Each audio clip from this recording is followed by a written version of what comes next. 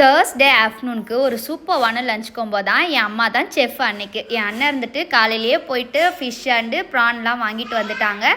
எப்பவும் போல் fish fry மட்டும் நானே செஞ்சிடலாம்னு சொல்லிட்டு ஃபிஷ் அண்ட் ப்ரான் எல்லாம் வந்து வாஷ் பண்ணிட்டு இருந்தேன். மோஸ்ட்லி கட் பண்ணிவிட்டு நாங்கள் வாங்குகிற ஷாப்பில் அவங்களே நல்லா க்ளீன் பண்ணி வாஷ் பண்ணியும் கொடுத்துருவாங்க. ஸோ ஏதாவது 1-2 நமக்கு பிடிக்காதது இருக்கிறது எடுத்து போட்டுட்டு நம்ம வாஷ் பண்ணோம்னா போதும்.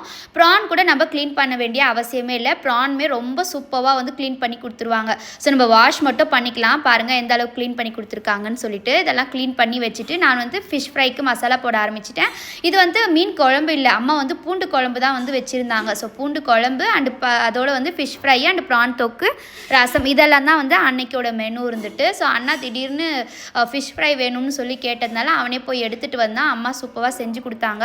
ப்ரான் தொக்கெல்லாம் அம்மா செய்கிற மாதிரி எங்கேயுமே வராது. ஸோ நான் நிறைய ஹோட்டல்லலாம் கூட ட்ரை பண்ணியிருக்கேன், எங்கேயுமே அந்த அளவுக்கு டேஸ்ட்டாகவே இருக்காது. இது பார்க்கும்போதே உங்களுக்கு தெரியும் அதோட டெக்ஸ்சரு.